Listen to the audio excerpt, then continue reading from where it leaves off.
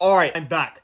So we're gonna read a book and also planning for a ton of videos coming up soon. So stay tuned for that.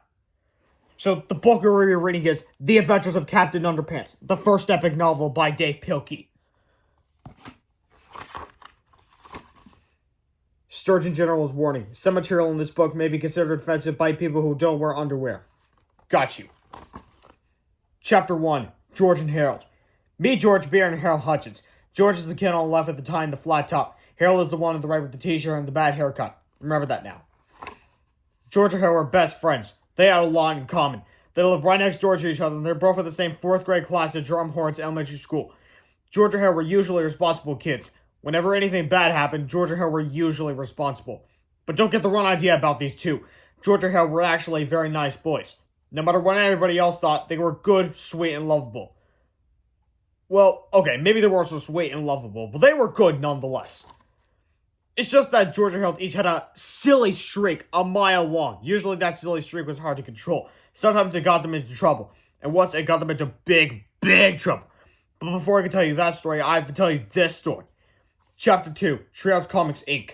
After a hard day of cracking jokes, pulling pranks, and causing mayhem at school, George and Harold liked to rush to the old treehouse in George's backyard. Inside the treehouse were 2 big old fluffy chairs, a table, a cupboard crammed with junk food, and a padlock crate filled with pencils, pens, and stacks of paper. Now Harold loved to draw, and George loved to make up stories. And together the two boys spent hours and hours writing and drawing their very own comic books. Over the years, they had created hundreds of their own comics, starring dozens of their own superheroes. First there was Dogman, then came Timmy the Talking Toilet, and who could forget the Amazing Cow Lady? But the all-time greatest superhero they had ever made up had to be the amazing Captain Underpants. George came up with the idea. Most superheroes look like they're flying around in their underwear. He said, well, this guy actually is flying around in his underwear. The two boys laughed and laughed. Yeah, said Harold, he could fly with wedgie power. George and Harold spent entire afternoons writing and drawing the comic book adventures of Captain Underpants. He was their coolest superhero ever. Luckily for the boys, the secretary at Drumhorns Elementary School was much too busy to keep an eye on the copy machine. So whenever they got a chance, George and Harold would sneak into the office and run off several hundred copies of their latest Captain Underpants adventure. After school, they sold their homemade comics on the playground for 50 cents each. Chapter 3, The Adventures of Captain Underpants. Written by George Beer, cartoons by Harold Hutchins. Really cool adventures of Captain Underpants. Written by George Beer, drawn by Harold Hutchins. It was a time of darkness and despair for planet Earth. Bad guys had taken over the streets, and all the superheroes in the world were too old to fight evil. Then along came a new improved extra-strength superhero. Tra-la-la! Look up at the sky. It's a bird. It's a plane. It's an egg salad sandwich. No way! I'm Captain Underpants! Captain Underpants was faster than a speeding waistband. Zoom! More powerful than boxer shorts. And able to lay tall buildings without getting a wedgie. Tra-la-la! Night and day, Captain Underpants watched over the city, fighting for truth, justice, and all that is pre-shrunken cockney. Meanwhile, at a nearby elementary school, it was a sticky taco surprise day at the cafeteria. Yeah! Everybody hated so much they all threw it away. Soon the cafeteria food came to life. I am the Inedible Hulk! Sorry for the book black in the face. The monster ran around the school eating everything in sight. Help! The Inedible Hulk just ate up 50 folding chairs at the gym teacher. Oh no, not folding chairs! This is like a job for Captain Underpants! Captain Underpants shot lots of underwear at the monster, but it didn't do any good. Zip!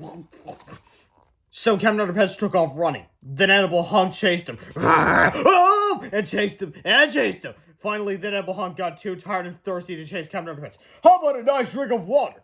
So the monster took a long drink from a shiny white bowl. When suddenly, ready for Captain Underpants! And so the Inedible Hunk got flushed away and was never heard from again. The end. Don't miss our next exciting adventure. Captain Underpants and the Attack of the Talking Toilets comes soon to a playground near you. Chapter 4, Mean Old Mr. Krupp. Do you see that old guy looking out the window up there? That's Mr. Krupp, the principal. Now, Mr. Krupp was the meanest, sourest old principal in the whole history of Drumhorns Elementary School. He hated laughter and singing. He hated the sounds of children playing at recess. In fact, he hated children altogether. And guess which two children Mr. Krupp hated most of all? If you guessed George and Harold, you're right. Mr. Krupp hated George and Harold. He hated their pranks and their wisecracks. He hated their silly attitudes and their constant giggling. And he especially hated those awful Captain Underpants comic books. I'm going to get those boys one day, Mr. Krupp vowed. One day, very, very soon. Chapter 5, One Day, Very, Very Soon. Remember when I said that Georgia held silly straight got them into big trouble once? Well, this is a story of how that happened, and how some huge pranks and a little blackmail turned their principal into the coolest superhero of all time. It was the day of the big football game between the Hordes Knuckleheads and the Stubbornville Stinkbugs. The bleachers were filled with fans. The cheerleaders ran out into the field and shook their pom-poms over their heads. A fine black dust drifted out of the pom-poms and settled all around them. "Give me a K!" shouted the cheerleaders. "K!" repeated the fans. "Give me an N!" shouted the cheerleaders. "N!" repeated the fans. "Give me an sneezed the cheerleaders. Repeated the fans. The cheerleaders sneezed and sneezed and sneezed some more. They couldn't stop sneezing. "Hey!" shouted a fan on the bleachers. "Somebody sprinkled black peppers on the cheerleaders' pom-poms." "I wonder who did that?" asked another fan. The cheerleaders stumbled off the field, sneezing and dripping with mucus as the marching band members took their places. But when the band began to play, steady streams of bubbles began blowing out of their instruments. Bubbles were everywhere. Up and down the field, the marching band slipped and slid, leaving behind a thick trail of wet, bubbly foam. "Hey!" shouted a fan in the bleachers. "Somebody pour bubble back to the marching band's instruments." "I wonder who did that?" asked another fan.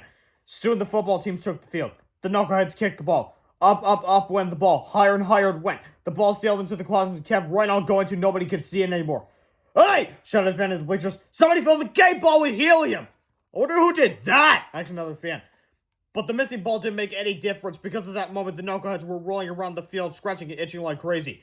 "Hey!" shouted the coach. "Somebody replaced their deep-heating muscle rub lotion with Mr. Spacer's extra scratchy itching cream." "We wonder who did that!" shouted the fans in the bleachers. The whole afternoon went on much the same way, with people shouting everything from, "Hey, somebody put sea monkeys in the lemonade," to, "Hey, somebody glue the bathroom door shut!" Before long, most of the fans of the bleachers have gone up and left. The big game had been forfeited and everyone in the entire school was miserable. Everyone, that is, except for two giggling boys crouching in the shadows beneath the bleachers. "Those were best pranks yet!" laughed Harold. "Yep," chuckled George. They'll be hard to top, that's for sure." "I just hope we don't get busted for this," said Harold. "Don't worry," said George. "We covered our tracks really well. There's no way we'll get busted."